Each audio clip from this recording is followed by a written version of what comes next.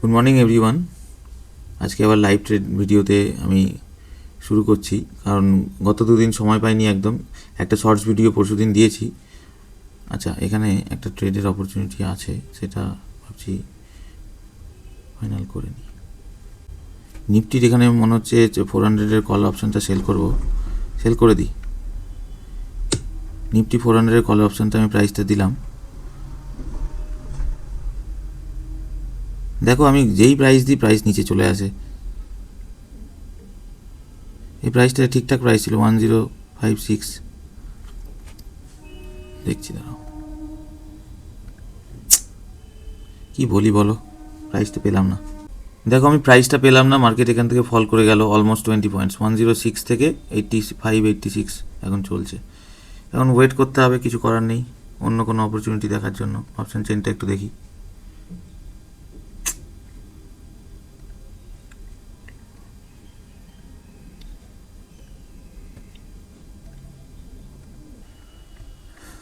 Traders market যেভাবে behave করছে, এখানে আমি একটা সেল সাইডের অপরচুনিটি পেয়েছিলাম, কিন্তু এখানে কোনোভাবে আমার ট্রেডটা এক্সিকিউট হয়নি। তো এখানে পেশেন্স রেখে হোল্ড করা দরকার। এখানে ছোটো ছোটো স্ক্যাল্প ট্রেড নেওয়া যায়, কিন্তু এখনও আমি, কালকেও লস হয়েছে, গত পরশু দিনেও লস হয়েছে, তাই জন্য আমি মানে এখানে একটু ওয়েট করে ট্রেড নিতে চাই। তো গতকাল হচ্ছে আমি অনেকটা টাইম ট্রেড ধরে রেখেছিলাম, তারপরেও লস হয়েছে সারাদিনই বলতে পারো। এমন সাইডওয়েজ মার্কেট কদিন ধরে চলছে, যেখানে হচ্ছে কোনো ট্রেডই আলটিমেটলি মানে তাড়াতাড়ি হচ্ছে না।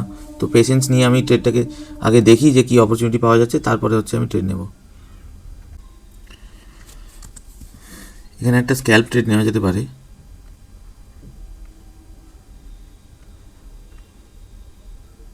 এই জন্যে ট্রেডটা নিলাম আমি। এখানে স্ক্যাল্প ট্রেডই করবো, এটা আমি খুব তাড়াতাড়ি হচ্ছে বুক করতে হবে। সেই 3 লট আমি বাই করেছি, একটু ওয়েট করব।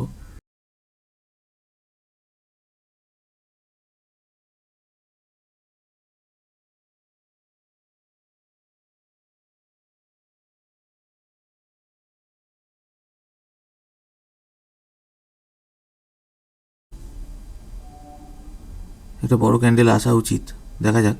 ট্রেডটা আমার প্রফিটে কোনো রকমে এসেছে। মিনিমাম 80 পর্যন্ত টার্গেট হওয়া উচিত।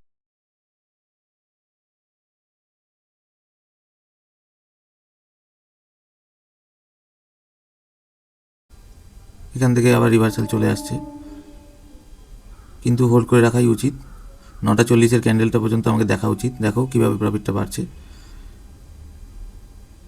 এখানে বুক করে নেওয়া দরকার। বুক করে নিলাম, যা পেলাম, কি পাওয়া গেল দেখা যাক। দেখো 2700 টাকা বুক হয়েছে, কিন্তু এখানে আরেকটু কন্টিনিউশন যাওয়া যেত। মার্কেট রেটে বুক করলে এটাই প্রবলেম।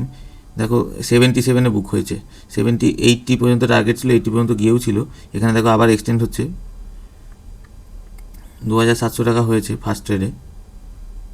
দেখো কীভাবে ধরে রাখলে প্রফিটটা বাড়তো। যাই হোক, বেরিয়ে গেলে তারপরে এইসব বলার একদমই ঠিক নয়। যতটা পাওয়া যায় মার্কেটে সেটাই নিতে হবে।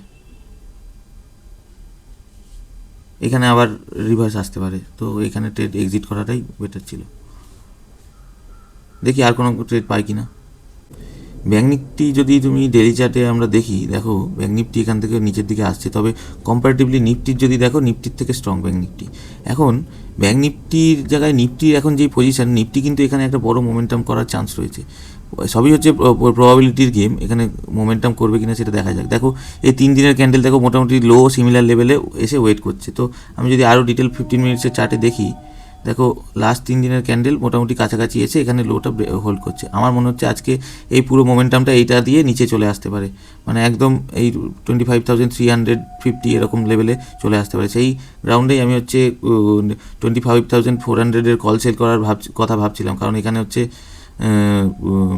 নিফটির আজকে এক্সপায়ারি। তো এক লটের রিস্ক নেওয়াই যেতে পারে। এক লটের হচ্ছে 76-এ আমি হচ্ছে সেল করি।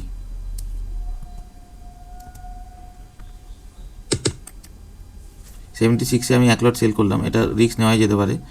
আচ্ছা, আমার এখানে মনে হচ্ছে নিফটি আবার একটা বড় মোমেন্টাম দিতে পারে।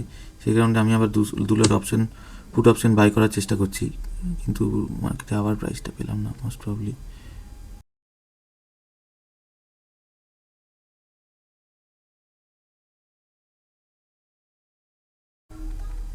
এবার বুক করে নেওয়া যেতে পারে অলমোস্ট। আর একটু উপরের দিকে গেলেই এটা হচ্ছে 84-এ এটা আমি প্রাইসটা সেট করে রাখি।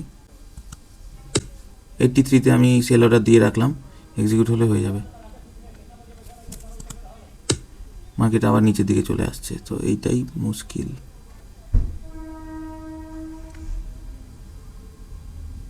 না, বুক করে নেওয়া যাক। খুব একটা বেশি প্রফিট হলো না, কিন্তু আমি ঠিকঠাকই আমি ধরেছিলাম ট্রেডটা। দেখো এখান থেকে আবার রিটার্ন চলে আসছে, তাই জন্য অপশন প্রাইসটা বিহেভ করলো। স্ক্যাল্পই করছি আমি আজকে বেসিক্যালি, কারণ রিস্কটা আজকে একটু কম রাখতে চাইছি। আবার এখান থেকে রিটার্ন যেতে পারে, তো যদি আমি এখান থেকে আবার একটা ট্রেড নিতে পারি দেখবো। এখানে মোমেন্টামের উপর ডিপেন্ড করছে। ব্যাঙ্ক নিফটির কী সিচুয়েশান? ব্যাঙ্ক নিফটিও ডাউন সাইডেই আছে, এখানে আরেকটা নেওয়া যেতে পারে। এই দেখো অলরেডি বেরিয়ে গেল, প্রাইসটা মোস্ট প্রবলি এক্সিকিউট হয়েছে। কোথায় গেল? 94.5 চলছে, মার্কেট রেটেই বেরোতে হবে। বুক করলাম, দেখো বুক করলাম 5,900 টাকা, বুক করলাম 5,900 টাকা। আজকে কী কী ট্রেড নিয়েছি তোমাদের সব দেখালাম। 3টে স্ক্যাল্প করেছি, একটা হচ্ছে পজিশনাল ট্রেড চলছে এটা, ঠিক আছে। এখানে আমি এই জায়গায় বুক করে নেওয়াটাই ঠিক হবে। মাঝে ট্রেডটা আমার অ্যাকচুয়ালি স্ক্রিনটা একটু গন্ডগোল করে ফেলেছে। এখনও 5,900 টাকা বলাটা ভুল হবে, কারণ এই ট্রেডটা এখনও চলছে। তো এই ট্রেডটা যতক্ষণ না আউটকাম পাবো ততক্ষণ এটা বলতে পারবো না এটা প্রফিট হবে না লস হবে। বাকি সব কটা ট্রেডই আমি বুক করে ফেলেছি। এখানে দেখো লাস্ট পজিশনটা 79-এ বাই করেছিলাম, 99-এ আমি হচ্ছে 2 লট সেল করলাম। 2 লটই ছিল এখানে। 9:54 বাই করেছি, 9:54তেই সেল করেছি। দেখো এটা হচ্ছে থার্ড লট, যেটা লাস্টে করলাম সেইটা। আর আরেকটা হচ্ছে 9:39-এ সেল করেছি সব কটা, তাই তো? হ্যাঁ, 3 লট আগে প্রথমে লসে এসেছিলো, সেখানে দেখলাম যে অ্যাভারেজ করা যেতে পারে, সেই জন্য এখানে সেল করেছিলাম। এখানে 75-এ ফার্স্টে 3 লট বাই করেছিলাম, তারপরে 68-এ 3 লট বাই করলাম, দিয়ে হচ্ছে 77-এ 6 লট সেল করেছি।